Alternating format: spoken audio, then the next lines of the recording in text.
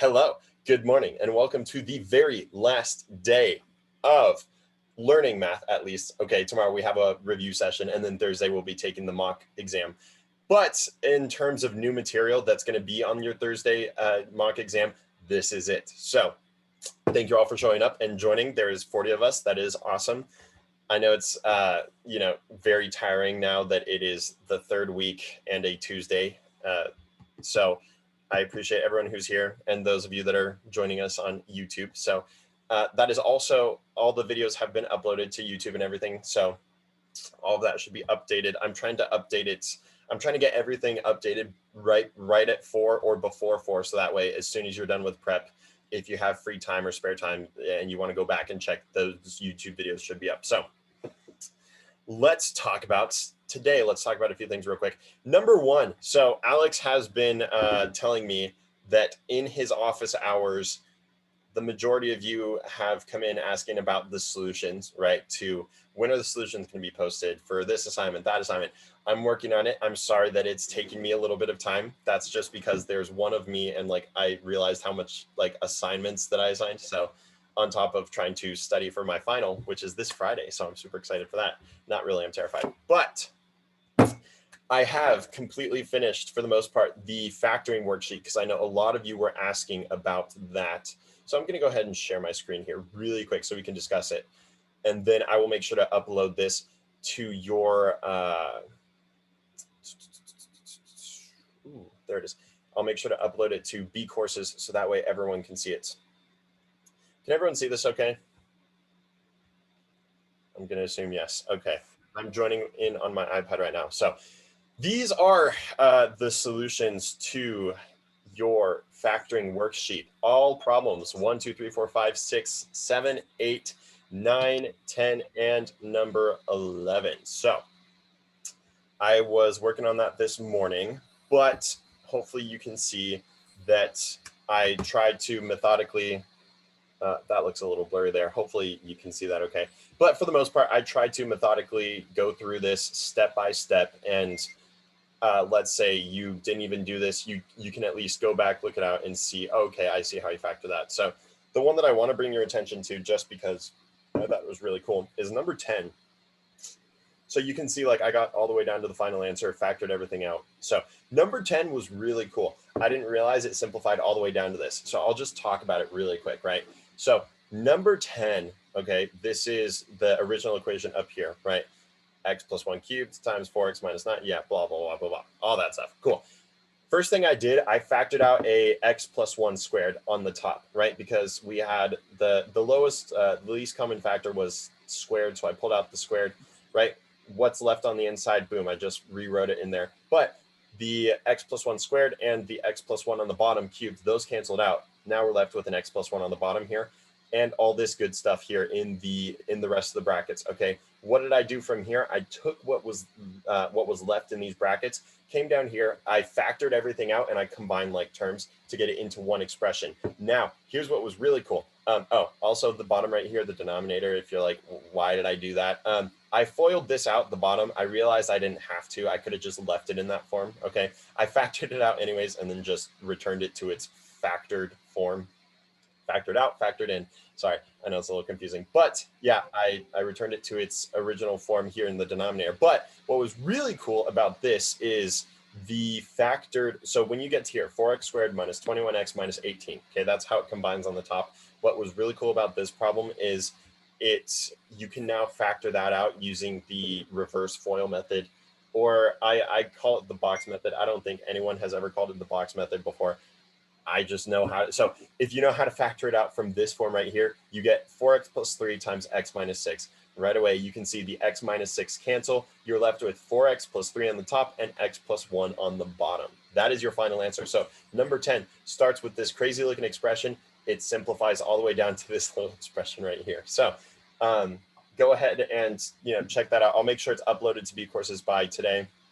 Same thing with number 11. Number 11, I think that I can get, so I got to here, okay? I think there's a little bit of a simpler version, right? You can see there's an x squared plus 4 here, and we have an x squared plus 4, and the x squared is just simply divided by 3. I feel like there's a way to reduce this a little bit more. I'm not exactly sure how yet, but I think it involves multiplying through by a 3 on top, and then somehow, some way with the cubed fourth root, or the fourth cubed root, multiplying, or some sort of number in there that will factor out. So I'll work on that. But in terms of simplicity, it simplifies down to this. So really cool. Because I know a lot of you were just like, this worksheet is from the from the underworld of just awfulness, and I was like, yes, I know, but hopefully you can see that it simplifies very nicely. So I will go ahead and upload that to bCourses. Cool. So for the most part, I know that people yesterday were pretty consumed. It sounded like your chemistry assignment was very, very, very in depth last night. I'm just curious, do your chemistry, I don't know who's running the chemistry class, is that like, do they require you to turn in your homework and stuff and like yell at you if you don't, or is it just like, whatever? It's optional. It's optional. Oh, that's nice. So for some of you, you're like, I haven't done any math or chemistry assignments this whole time. I'm kidding. Okay, cool. Yeah, no, I know everyone's super busy, but I didn't check. The last time I checked was last night. I think like 3 or 4 of you turned in the assignment, so that's fine. Yesterday's assignment, if any of them are the most important, I'd say those ones, right? Because that's going to give you the best practice for the not only our mock exam on Thursday, but also what we're going to be seeing in your Math 1A and Math 1B courses here at Berkeley from here on out. So no worries there. I made it due tomorrow, or I made it due Thursday morning. So you have plenty of time, and I'll make sure your homework assignment tonight is also due Thursday morning. So that way you have all day today, all day tomorrow. I'm not giving you any homework tomorrow. Tomorrow's just review. So yeah, make sure to show up for tomorrow. I really want everyone to show up on Thursday. Okay, so Thursday, again, we'll try and start right at 9, and we'll make it go for maybe 30, 45 minutes, the max for your test. And then I'll have like the deadline to turn it in at like 9:50. Okay, so you start at 9, you have 50 minutes to complete it. Again, I'm going to try and make it like 10 questions, pretty straightforward. If you come to the review tomorrow, you'll be in great shape. Okay, for the stuff on Thursday. It's just going to be all the stuff that we've gone over. No delta epsilon proofs or anything like that. So don't worry about it. I think it was chapter 2.4, 2.5, one of those. And yeah, and then that way you can just practice submitting it on time with a timed allowance through the bCourses website. But other than that, let's talk about how we are going to finish up the rest of the class today. I have a question. Homework number 8, the assignment was closed. Can I open it again? Yes, I will try and open it again. I think the problem is once I assign a due date for it, it closes. And technology is very angry right now, and it won't let me reopen these things. So yes, I will try and reopen it. If I can't, shoot me an email if you can't find it through either the bCourses website or just my personal email. Just say, hey, here's my assignments. Can you take a look at them? Give me some feedback. Yeah, I'm more than happy to do that. So that goes for anyone. If you have any homework assignments that you've done, but you haven't been able to turn in because it's closed or whatever it is, yeah, go ahead and just like shoot me an email, because I don't want you feeling like, wow, I did all this work for nothing. Yeah, no, I will go ahead and like look it over and provide that feedback for you. So again, like if you're putting in the work, I'm more than happy to, put in that work and help you out as well, right? So yeah, just a few minor things. Let's finish off today. So again, 30 minutes here. It's not going to be too much work. Let's just talk about section 3.3 real quick. Let me share my screen. Cool. All right. Can everyone see my screen? I hope they can. It's just a blank whiteboard at this point. Yes, no, maybe so. Awesome. Okay. Let me get to 3.3. Awesome. So we're going to start talking about the derivative of sine and cosine. But before we do that, actually, yeah, we'll talk about derivative of sine and cosine, and then we'll talk about the quotient rule. Okay, those are the last 2 things we have to talk about, and then we are done. So technically today we are going to talk about 4 things: the derivative of the sine, okay, the derivative of the cosine function, sine of x, cosine of x. Technically, we will cover the derivative of tangent of x and the quotient rule. Okay, so I'm going to throw 4 more things at you. again, this is just sections 3.3 and 3.4, and I'm skipping a few of the things in here, but you'll go over that in more detail in your Math 1A class. So 4 more rules, that is it, and we are done. So this is what we are covering today. Already on top of that, we have the product rule, okay? We have the product, we have the, oh, sorry, no, not the quotient. You're like, we already did the quotient, Zach. Yes, we did. The chain rule, my apologies. There we go, the chain rule. Okay.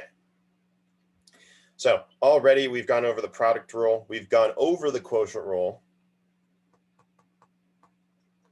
We've gone over the e to the x derivative rule. So these are all just our derivative rules, right? We have the plain case for polynomials, right? So for polynomials of degree n. And I believe we also talked a little bit about, no, I think that's it, right? I think that's it. So 1, 2, 3, 4, 5, 6, 7, 8. So a total of 8 that you'll have to know for your test. Someone correct me if there's one more. I feel like I'm missing one more, but maybe not. I think that's everything. Okay. So yeah, total of 8. Sine and cosine are going to be super easy. Tangent, you'll see, it's also going to be super easy. The chain rule, that might be, oh, I guess I could say this, right? We talked about the U sub stuff. Yeah. So people are asking, like, isn't there some for like arc, tan, all? Yeah, no. Again, keep in mind, we are only going to section 3.4. Math 1A goes all the way to section like 6 point something. Okay, so we're about a little bit halfway through Math 1A. So you'll still learn a whole bunch more derivative rules. But for your first midterm, it'll take you all the way up to about chapter 3. Okay, so you're basically essentially prepared for your first midterm. That'll be in like September, October. That's awesome. That's exactly where I wanted us to be. So yeah, don't worry. That's all these rules are coming at you. So be prepared for that. Anyways, yeah, we talked about the U sub in the case where it's like, yeah, we know the derivative of e to the x is e to the x, right? But what happens if it's like e to the 2x, right? Oh no, e to the 2x, how do we solve that? We just say u is equal to 2x, u prime is equal to 2, all right? The derivative of e to the u is simply u prime e to the u, right? And I tried to prove that yesterday with the x, right? The derivative of x is 1, so technically there's an x prime in front of the e to the x. So hopefully that should make sense. You can use the u sub in any application, anywhere, shape, or form, right? And the product rule and the quotient rule, we kind of use like the first and second, so you can see how we can evaluate some of these for, we can evaluate some of these in when it's not the plain case, okay? So today, let's start talking about sine and cosine. So think back to a few days ago when we were talking about how we can analyze the graphs of functions and how those functions, or how those graphs of the functions relate to the original function and the derivative. Let's go ahead and graph our sine and cosine graphs, okay? So sine, I'll go ahead and graph in green, okay? This will be sine of x. So f of x equals sine of x. And let's go ahead and graph g of x is equal to cosine of x. Let's see what we get. Put some points here. This is 1. This is -1. Okay. Let's call this pi halves. Boom. Pi. Oops. It's okay, I guess. 3 pi halves. 2 pi. So we're going one full rotation. Looking at this, it's going to be a little bit stretched. It's going to look a little funny, but it shouldn't be bad. Cool. Let's go ahead and graph sine. Sine of 0 is 0. Cool. We start at 0. Sine of pi halves is 1. Boom. Something like that. Okay. Sine of pi, also 0. Boom. Sine of 3 pi halves, -1. Boom. And it takes us all the way there. Cool. All right, that's the graph of sine. For the most part, looks pretty, and it keeps going, right? But it's just oscillating at this point. Now let's go ahead and graph our cosine of graph. Our cosine graph of x. Yes. G of x equals cosine of x. Where do we start at? We start at 1 when cosine of 0 is 0. Boom. We're starting up here now. Actually, instead of making this yellow, let's make this blue. I like blue. Blue is a better contrast in my opinion. It's also my favorite color, fun fact. So if you're like, oh my gosh, what is Zach's favorite color? I've been wondering this whole time. It's blue. No one has wondered that, unless there's one. If there's one person that wondered that what my favorite color is, let me know. I'm kidding. Okay, cosine of x. Oh, that's so funny. I'm tired this morning. It's been a long night. It's been a long 3 weeks. I know we're all tired, but we're almost there.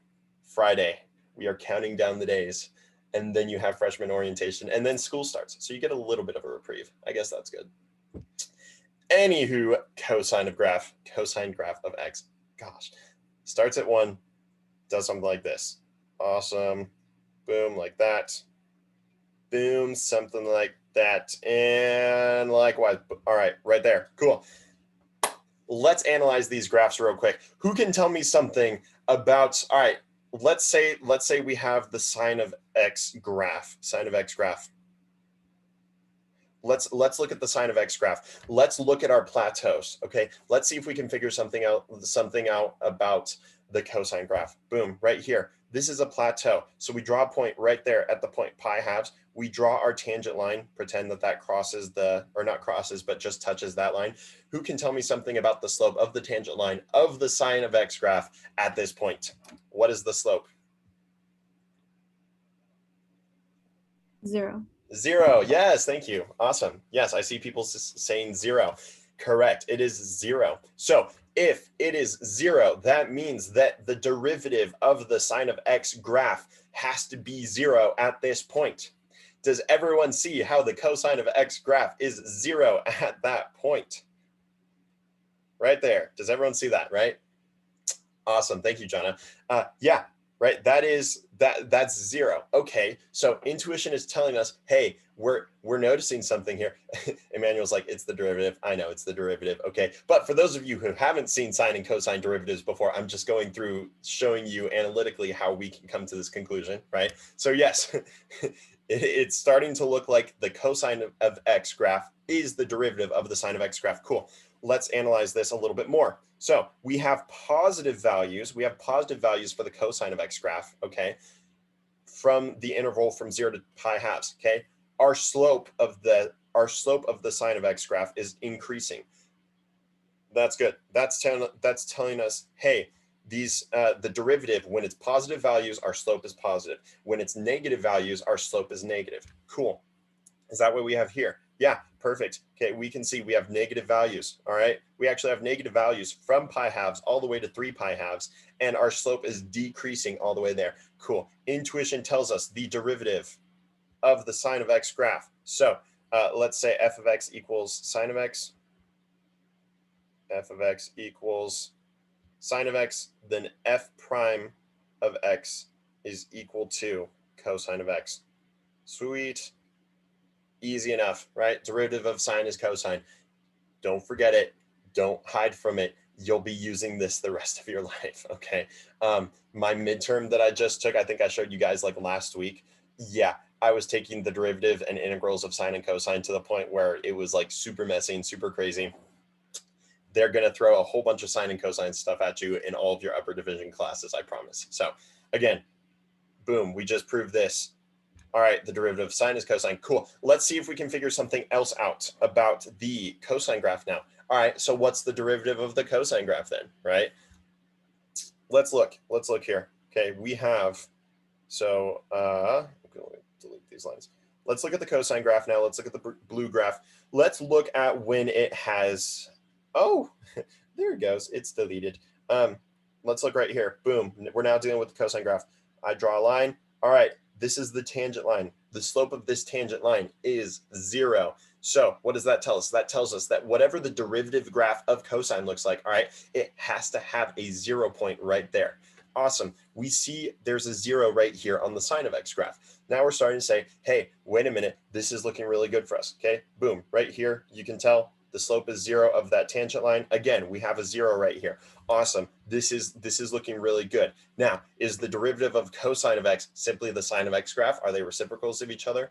Not quite. So let's figure out what we're missing here. Okay. So as we have a positive slope here, does everyone see how this, as we're increasing from the interval of pi to basically 2 pi, does everyone see how we have this positive slope right here? on the cosine? Oh, well, I'm deleting everything. Sorry. Does everyone see on this interval how this is a positive slope, right? In other words, if we're to draw our tangent lines, it's all positive, right? But we said that the values, oh my gosh, the values of the derivative graph have to be positive in order for our original graph to have an increasing slope, right?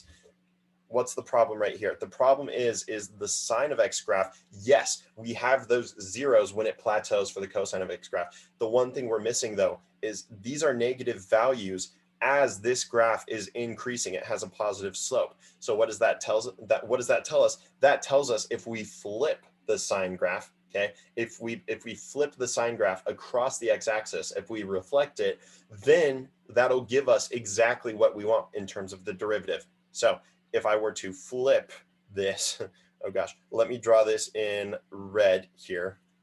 If we were to flip, okay, eraser's still on. Hello. All right, if I were to flip the green graph, I'm going to draw it in green still. Can everyone see that? Yeah. All right, so we're flipping this. Boom. It looks something like that. Let me get rid of this green graph now. Boom. Does everyone see how we now have does everyone see now how we basically flipped the values of the green graph, and now that gives us exactly what we want, right?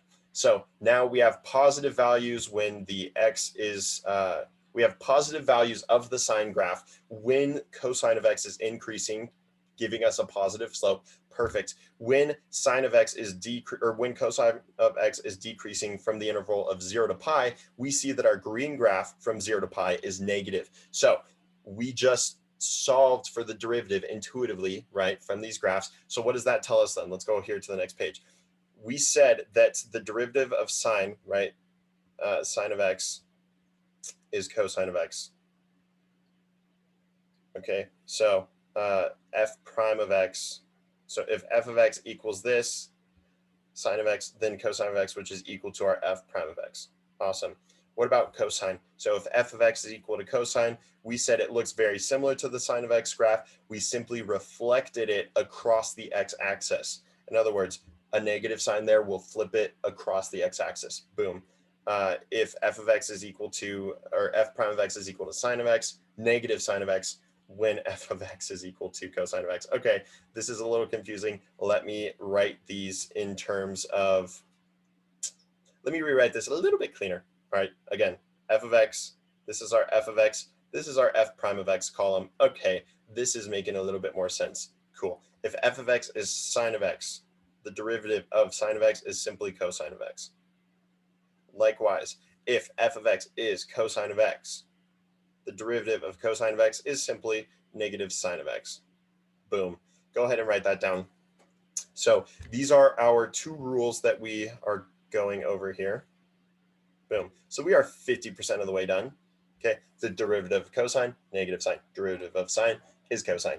I know for most of you who have seen these before, you're just like, why did we just spend 20 minutes going over that? It's still good to analyze those graphs, right? It's good to know exactly why, because sometimes we can remember the rules and we don't necessarily know where those rules came from. Now we know exactly where those rules came from. We simply looked at the graphs, analyzed them, and went, wait, hold on a second.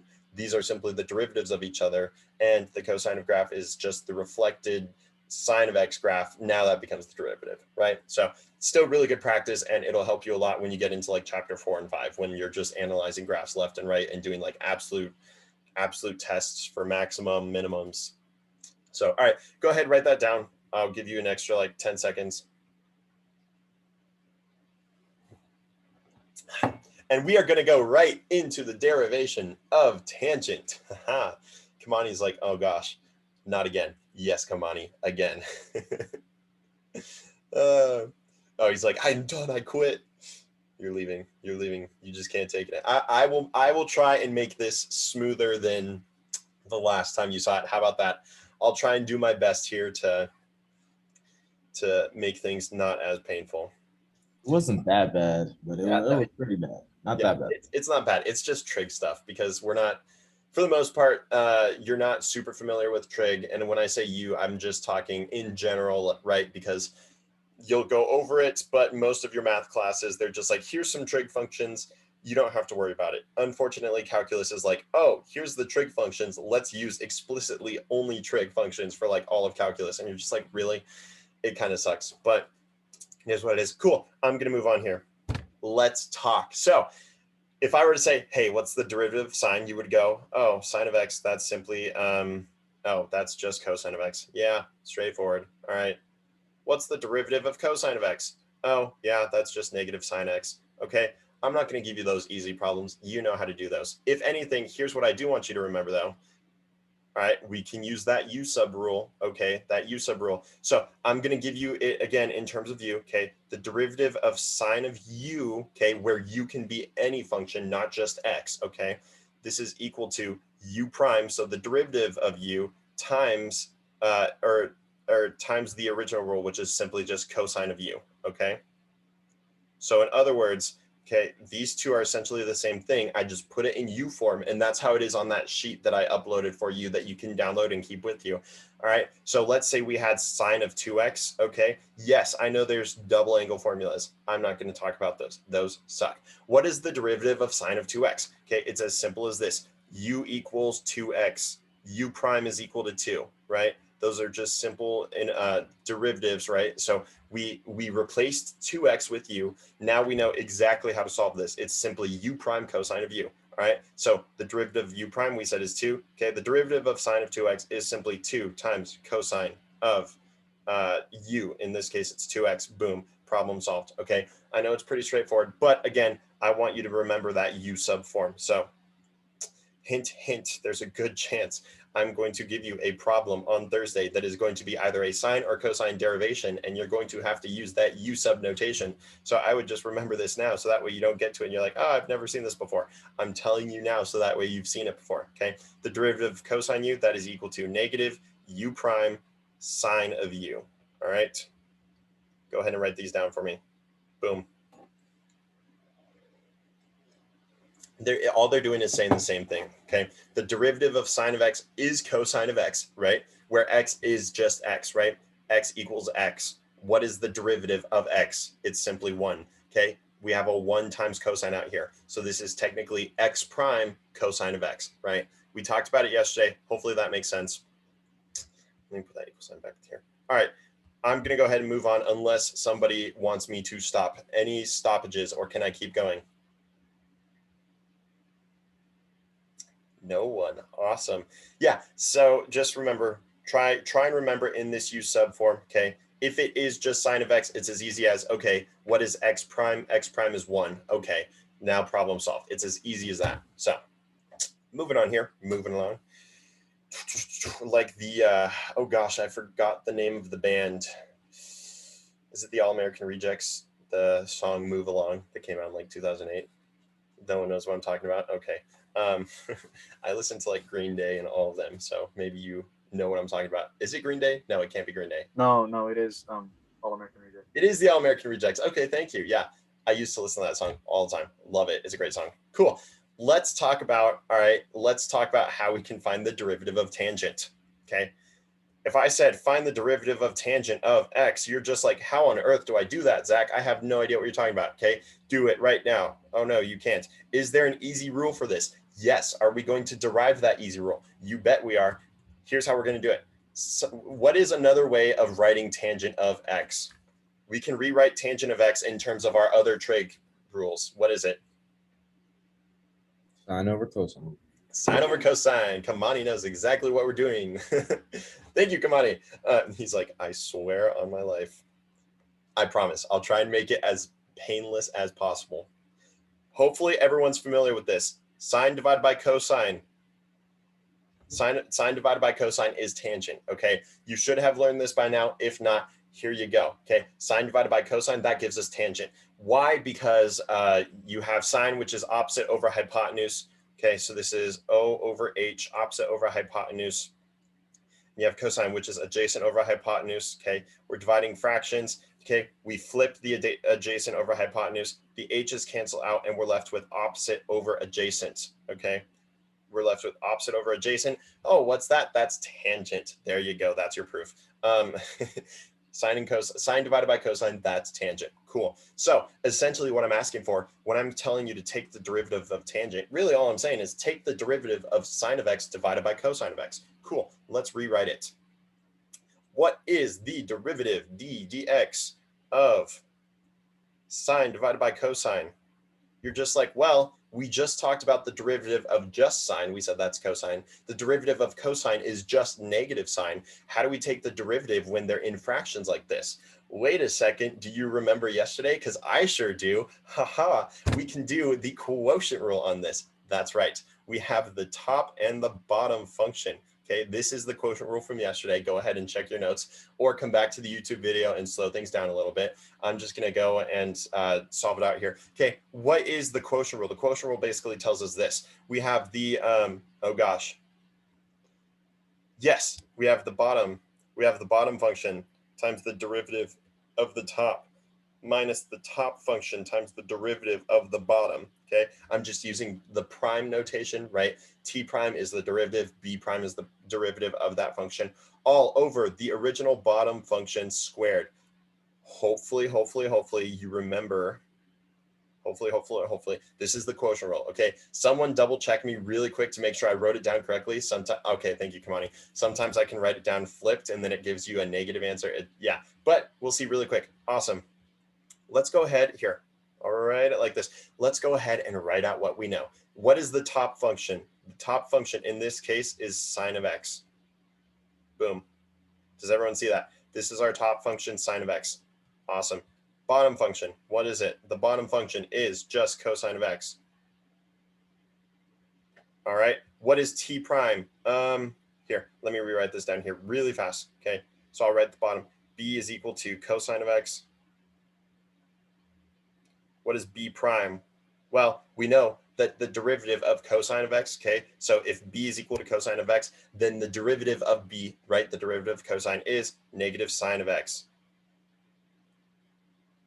Negative sine x. What is the derivative of the top function? We said that t prime is simply, t prime is equal to cosine of x, right? These are the rules that I just gave you. So we are applying these rules while using the quotient rule. This should be somewhat familiar to you if you did number 23 last night. If not, that's okay. Try and do number 23. Again, that is like Berkeley level stuff. This right here, this is also Berkeley level stuff. I would not be shocked if your professors gave you the derivative of sine and cosine, never once talked about tangent, and then on your midterm, they said take the derivative of tangent, okay? This is all fair game. But I'm gonna go ahead and derive it, right? So you can see, all I did was label the top and bottom functions, and all I did was just take the derivative with them respectively. We have t, we have t prime, we have b, we have b prime, not p prime. We just solved it. All we have to do is plug it into the equation now, okay? So again, this is our equation for the quotient rule, okay? When we're dividing one function divided by the other function, okay? We know our b, we know our t, we know our t prime, we know our b prime. Cool, plug it in, let's solve, let's factor out. I'm gonna go on here to the next page. I'm also gonna take a picture on my phone so that way I can be working with this side by side. Awesome, so follow along with me in your notes. I have to go on here to the next page. Plugging into our formula, I'll try and write it up here at the top. So we have b times t prime minus t times b prime, all over the bottom squared, okay? Awesome.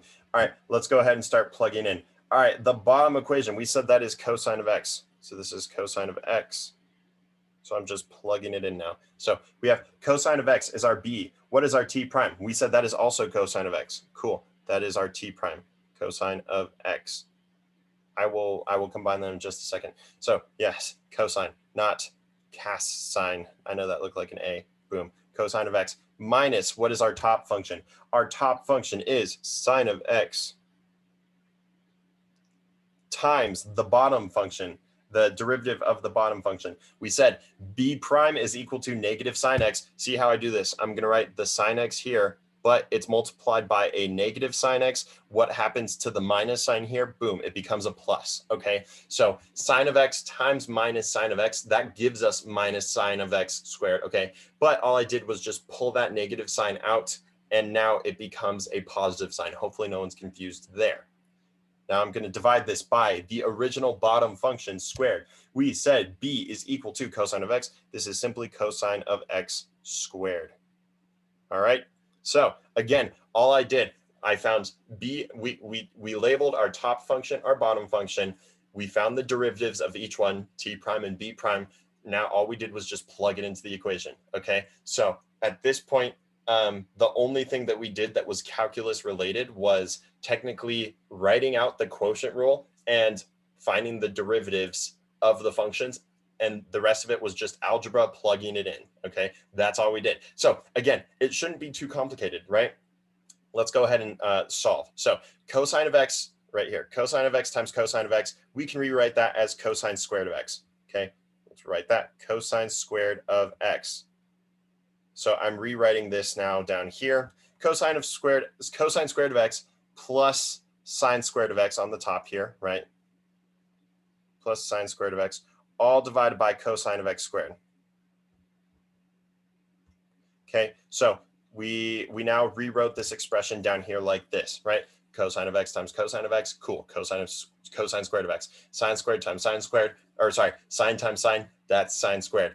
Cosine squared plus sine squared. Can someone tell me what that top resembles? Kamani, yes, thank you for raising your hand. 1. One? What? Wait. How did you get 1? What? Yeah, no, you're right. Yeah, no, I was trying to be like the, whoa, no, yeah, it was 1. Sorry. All right, that was a failed attempt at me trying to be like, okay, yeah, whatever. All right, this is awkward. Moving on. Cool. Yes, cosine squared plus sine squared is 1. That's our trig identity, right? Again, nothing new here, just trig identities that we've been dealing with, okay? So sine divided by cosine, tangent. Sine squared plus cosine squared, that's equal to 1. So we can rewrite this expression as 1 divided by cosine squared of x. I have a question. If we were to write 1 divided by cosine squared of x, can someone tell me what that is equivalent to? Nobody. Awesome. Or maybe you're typing in the chat. There it is. Eduardo said cosecant. Is it cosecant? Close. I believe it should be secant. Secant squared. It should be secant squared. There it is. So let's talk about your book here. Yes, it's secant squared x. So we got this is what it reduced down to. 1 divided by cosine squared of x. Is this the right answer? Yes, it is. This is the final answer, simplified version, sort of. We can rewrite 1 divided by cosine of squared x. Let me move on here. I'll go back to that in just a second. 1 divided by cosine of squared x. Okay. This is equivalent of saying 1 divided by cosine of x squared. All right, I want everyone to remember that. So this is 1 divided by cosine of x squared. Okay, so that's how we rewrite it like this. It's just simply moving the square on top of the cosine. It means the same thing. Okay, what is 1 divided by cosine of x? 1 divided by cosine of x, we label that, okay, we just simply call that secant x. Okay, so if you've ever heard of secant x before, that's all it means. 1 divided by cosine of x is simply secant of x. Now, if it's 1 divided by cosine of x squared, this is simply secant x squared. So this is equal to secant squared x, or secant x squared. Okay, this is our rule that we just did a derivative for. I have a question in the chat. Is there a difference between cosine squared of x and cos? Yeah, I just talked about that. So to reiterate one more time, when you have, so let me go ahead and write this down. So our final answer, okay, the derivative d dx of tangent of x is equivalent to secant squared x. There it is, everybody. We just derived it. That is the derivative of tangent of x. It is simply secant squared of x, all right? More formally in the u sub notation, again, the derivative of tan of u, where u is now any function, not just x, is equal to u prime secant squared of u, okay? So you can see it's no different than the x notation, right? Again, there's a 1 here, 1 times secant squared x. The derivative of x prime is simply 1, okay? It's that same notation. How did I get the 1? Yeah. How do we get the 1? How do we get the 1 here? Are you talking about this step right here? Is that what you're talking about? Okay, yeah, let's go back real quick. All right, so two things. Go ahead and write this down. I'll box it for you. Boom, boom, boom. The derivative of tangent of x is secant squared x. More formally, the form I'm more important that you write down is the derivative of tan u is equal to u prime secant squared u, okay? Just a slightly little bit different than how your book teaches it, but much, much more powerful in terms of usage, okay? Because you're not going to be given the generic, you're not just going to be given tangent of x, okay? Awesome. All right. I'll give you like 2 more seconds to write that down, and then I'm going to go back and answer some questions. Cool. It's 10 o'clock. Do I want to talk about the quotient rule? I'll go over the quotient rule.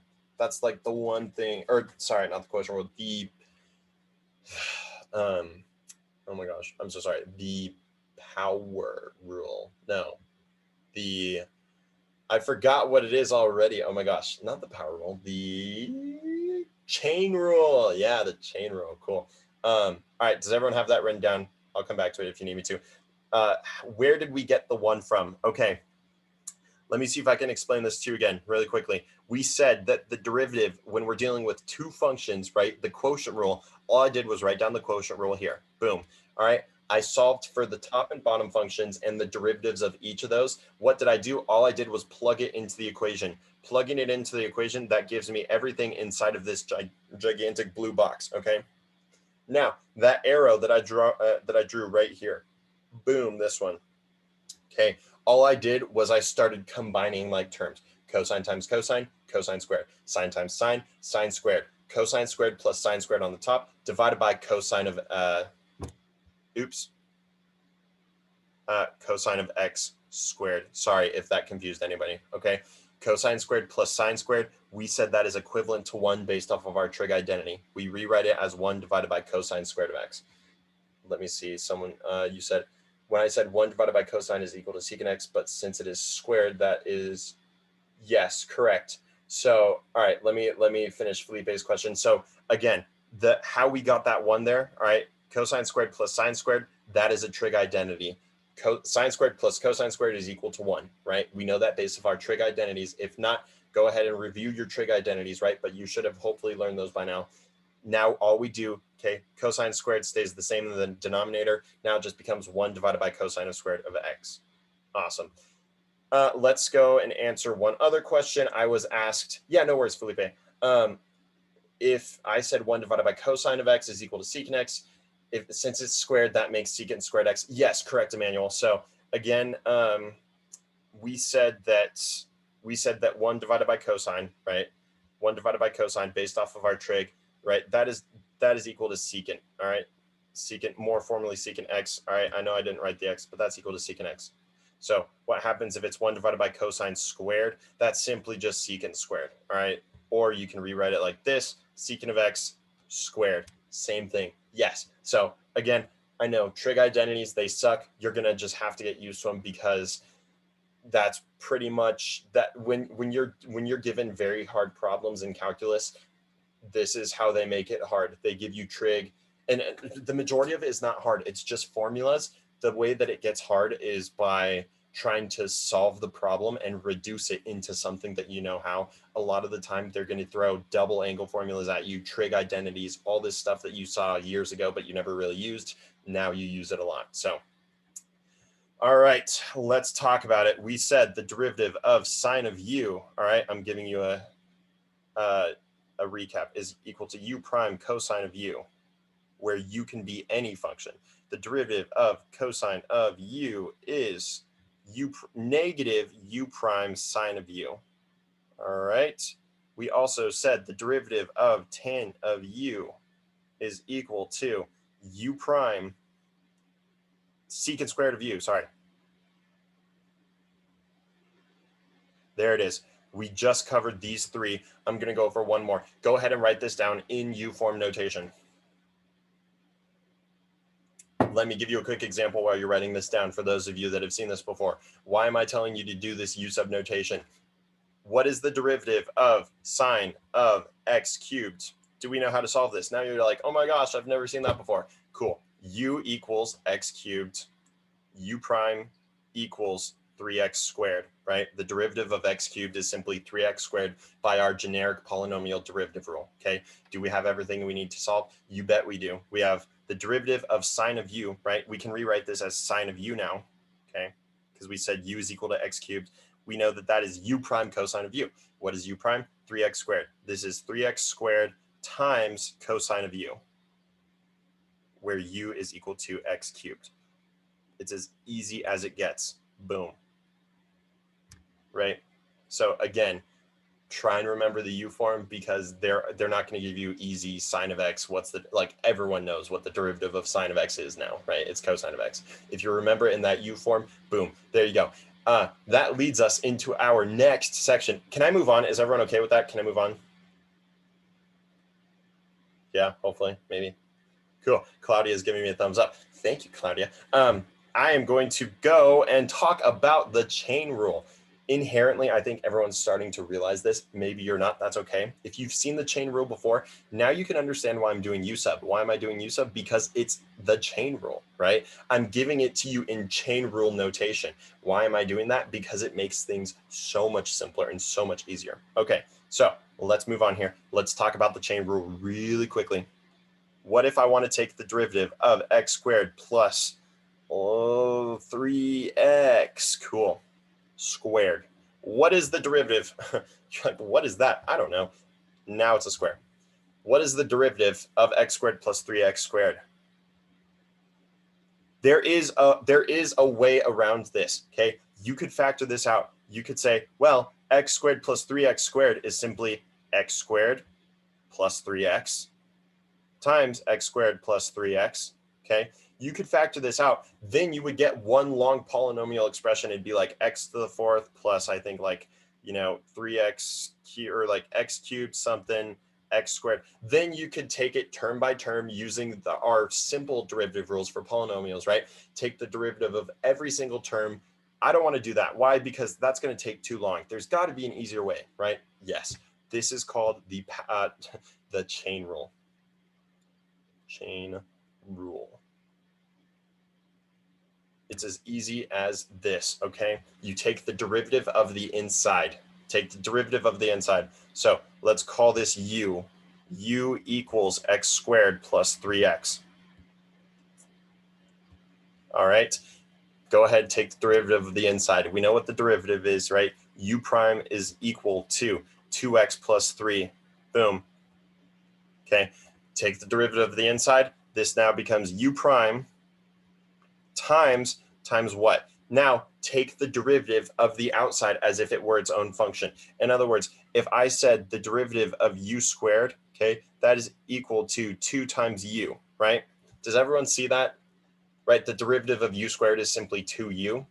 Okay, cool. Putting it all together now, okay, you have the derivative of u prime times the derivative of the outside, which is simply, you use your exponent rule here, okay? There's 2. This now becomes times 2u, boom, problem is solved. That is the chain rule, okay? This is the chain rule. So you're just like, all right, well, how can I get that in a little bit simpler form? Your book gives it to you in a form that is kind of confusing. I'm going to say this. Kind of come up with our own notation here. If you want to use the notation in the book, you can. I'd much rather you remember it this way. So to recap, if you have a function of a function, right? If you have a function squared of a function, the chain rule simply says this. All right, let me rewrite it. Sorry, I know people are writing that down. Let's say you have a function of u to the n, okay, where u is the chain rule. All right, how do you solve this? You simply take the derivative of u prime times n, okay, times the derivative of the outside, where this is n to the u times n minus 1. Okay, this is how you solve, this is how you solve those types of problems. All right, so where you have a function to a certain power, right, a function of a function, this is the chain rule formula right here. Go ahead and write that down. Chain rule. Cool. So yeah, again, Take the derivative of the inside, that becomes u prime. Take the derivative of the outside, n to the u to the n minus 1. Cool. And it's 10:08, so I'll do like one more quick example. Does everyone have this written down? Does anyone want me to go back, or are we good to go?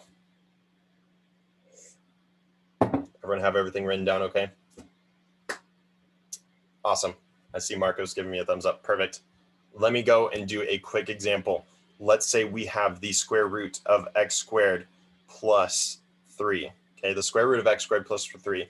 I want to take the derivative of it, d dx. Okay, it's as simple as this. U is equal to x squared plus 3. U prime is equal to 2x, right? Now, I can rewrite this since I labeled it as so. U to the square root. This is the square root of u. Let me rewrite this in terms that we're familiar with. U to the 1/2. Okay, I rewrote it just like that. Now, we said that the formula is u prime times n u to the n minus 1, right? It looks very familiar to us. We know what u prime is. That's 2x. Boom. I'm going to write the 2x right here. Do we know what our n is? In this case, n is equal to 1/2. Hopefully everyone can see that n is equal to 1/2 in this problem. So 2x times 1/2, all right, u to the n minus 1. What is 1/2 minus 1? 1/2 minus 1 is negative 1/2. So this becomes n times u to the n minus 1, which we said is negative 1/2. Cool. Plug back in everything that we know now. Do we know what our u is? Yes, u is equal to x squared plus 3, okay? Go ahead and plug everything back in. So we already plugged in our u prime right here. We now plug in our u, and this gives us, oops, we plug in our u, we get x squared plus 3. Problem solved. Can you simplify this? Yes, you can. This 2 cancels this 2 out. All right, I'm going to erase those. This now is simply x times x squared plus 3 to the negative 1/2. How can I rewrite it? I can rewrite it like this. I can write that in the denominator. This now becomes x divided by x squared plus 3 to the 1/2 power, okay, or the square root of. So the positive 1/2, which again, I will rewrite it as x divided by the square root of x squared plus 3. Final answer. Okay, so again, just be super methodical in your approach.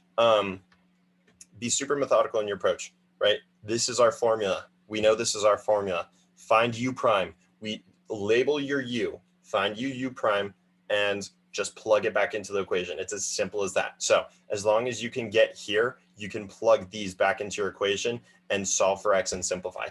That is it. That is all I have for you today. Let's talk about some homework assignments now. The homework assignment, let's go ahead and... All right, so again, numbers, let's go to 3.3 here. 3.3. I want you to do numbers 1 and number 3. Okay, number 1 and number 3. And I will only give you those two because all the other ones are just nasty and I don't want you doing those. So again, yeah, just do numbers 1 and do numbers 3. I'll give you a hint. One of the problems between 1 and 16, I will make for your mock assignment. Okay, so it's not going to be number 1 or number 3, but between numbers 1 and 16, one of those is going to be on your mock exam on Thursday. So if you're like, which one is he going to pick? You have a 1 in 16 chance of picking the problem that I am already looking at. So that'll be good. So that's all I want you to do in 3.3. Again, I'm trying to keep your workload pretty light because I know everyone is stressed out about their projects. And so I don't want you spending too much time on math, but I do want you to at least get some good practice in. So section 4.4, let's do number, 3.4. You're like, oh my gosh, we jumped ahead a chapter. Yeah, we did. Kidding. 3.4. From section 3.4, let's have you do, okay, this will be very, very similar. Number 6. Let's do number 6 from 3.4. You could easily handle that. Let's also do, sorry. Just find the derivative. I only want you finding the derivative. The problem asks you for other stuff, just find the derivative, okay? So forget about what the other problem is telling you, just find the derivative of number 6, okay? So part B of number 6 for section 3.4. And let's have you do number 7. So I want you to do number 7. Yeah, do number 7. Number 7, cool. So 4 problems. They should take you about 2, 3, 4 minutes.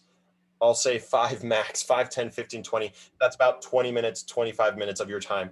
Please, please, please go ahead and give these a try, because this is some really good content, and you have to make sure that you are like 100% on this, especially going into Math 1A. Other than that, we are done. This is it. Section 3.4, all of this, no more new material. So again, thanks so much for showing up for the past few days, past few weeks, honestly, and just coming every single day and putting in the work. I know it's early in the morning, and I know that I have a lot of energy in the mornings. Thank you, coffee. But again, thank you so much for showing up. And I will be here for any questions tomorrow. Yeah, tomorrow review, make sure you're here for that. I'd say that's really important too, because even if you're not even worried about taking the mock exam, it's still really nice to review just about everything that we've gone over in the past 3 weeks. So thank you so much, and I will stop the recording here.